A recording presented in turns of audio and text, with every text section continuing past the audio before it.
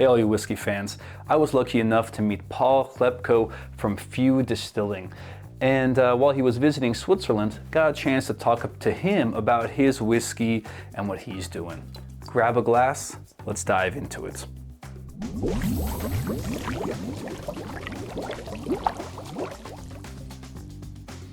Now, for those of you which may not be familiar with Paul, not only is he the master distiller at F.E.W, but he is also the founder and, of course, a leading activist in the craft distilling world. He's one of the founding members of the American Craft Spirits Association, which means what he has done is not only make a great product, but make it much easier for other craft distillers to get started, as well as sharing a lot of valuable information for them to get started. I wish there was something like the Craft American Spirits Association in Switzerland.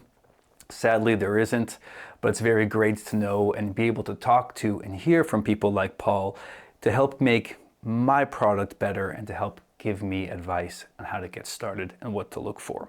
But that's enough about me. Let's get into the F.E.W Distilling and actually a little bit of story, or I should say a few stories about F.E.W.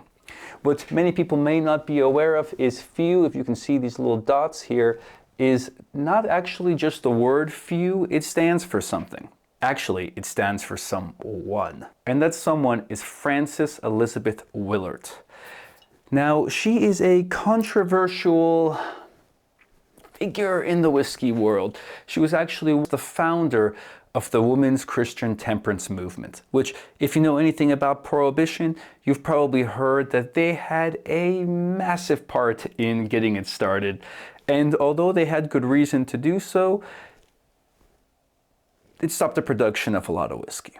So in honor of her, F.E.W, this distillery, is named after her. I love it. What's also very interesting is they are based out of Illinois, not in Chicago, however, very close to Chicago, in a city called Evansville.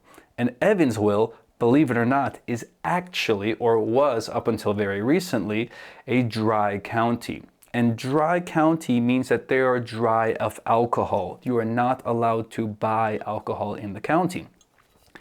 And there's some really interesting stories and things which have happened in Evansville that have been able to kind of help F.E.W open up the distillery there, but also just amazing whiskey stories.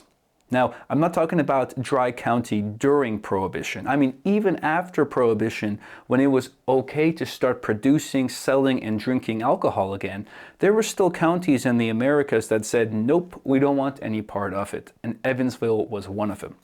However, there is a lot of, let's say, financial reasons to be able to produce, sell, manufacture, and just kind of allow whiskey in your society. Whether it's good or bad, financially, there's a lot of reasons behind it. And one of the reasons that helped Evansville was Holiday Inn. Yes, Holiday Inn in Evansville was looking to open up a hotel in the region, or an inn. And one of their requirements was that their hotel bar should be allowed to sell alcohol, clearly. And of course, Evansville pushed back and said, no, sorry, we're a dry county. We don't want, you are more than welcome to open a hotel here, but we do not want you to sell any alcohol. Evansville did exactly what any good hotel chain would do, and they decided to move across the street just out of the county. Okay, well now this changes things because the money, the economy, the tourism, whatever Evansville was hoping for is no longer in Evansville. So they made a compromise. Evansville decided, you know what? Fine. You're allowed to have a bar. You're allowed to have a restaurant. However, for someone to be able to purchase a glass of whiskey or any alcoholic beverage, they must order a main dish. So Holiday Inn accepted those terms. And right away, as the restaurant opened, they took French fries and they put it down as a main course. Meaning, all you had to do was purchase a side of French fries and you could get your hands on a whiskey or some alcoholic beverage. Now, of course, this means that the bar is just filled with French fries orders and empty beer, wine, whiskey glasses, but that's the way it had to be, and that's the way it was for a long time. I've also heard the story, very similar stories around the US with popcorn, where there's a popcorn dispenser in the bar and every drink, or I should say every popcorn, comes with a drink. So great stories. While meeting with Paul, he shared not only this one, but a few more as well. It was very interesting. But enough about kind of Evansville and Prohibition. Let's also talk about the whiskey that he brought with him, and he was nice enough even to sign for me and others, which he met and kind of spoke with. So he has, of course, a variety of different spirits. They have a lot of collaborations and different variations. This few bottle here is their original bourbon. However, this is a single barrel special selection. As you can see, it's 50.5% ABV down there at the bottom. And when asked why 50.5%, well, if 50.5 is converted into proof, well, he said that is the most rocking number he could think of. Makes sense, and I love it. This also makes a lot of sense because his background is from the music industry, and you might have noticed there's a lot of few whiskeys out there in the world which are collaborations with different rock bands. So you can tell there's a lot of influence, a lot of heavy metal, a lot of rock influence at Few Distilling. Now this influence doesn't just stop with the ABV, but you really taste this bold character when you're drinking and enjoying some of Few's whiskeys. What really stuck out to me, and we got to try some of their bourbons, some of their ryes I've had in the past, some of their coffee infused and other experimental whiskeys. But what really stood out was how spicy their bourbon is. I'm not just talking, like, we have not infused it with chili peppers or anything, at least not this one. No, it's a really spicy bourbon. And when I asked him, why is your bourbon so spicy? He gave me 3 reasons. Reason number 1 is that they use a 70-20-10 mash bill. What this means is that 70% of what's in their bourbon is corn, then 20% is rye, and the last 10% is malted barley. Pretty straightforward, lots of distilleries that do this, and 20% is not necessarily a lot of rye, and it didn't make sense to me. Then he mentioned that they don't use the typical barrels, which you can kind of buy for whiskey production. Mainly these bottles of, these barrels of American white oak come from Missouri or like the southern, eastern side of the Americas. Instead, they get their bottles from Minnesota, which in his world, in his definition, gives a little bit of more spicy characteristics, as well as, of course, the rich, kind of sweet, aromas that you expect an American white oak barrel to give, those vanilla notes and whatnot. But he also attributed a little bit of the spice here. Fine, but I wasn't convinced. The third reason was very interesting. Instead of just using a typical distiller's yeast, they've actually experimented with over 10 different variations of yeast. And that's a lot. When I was producing my whiskeys, I tried only 6. I tried only 6.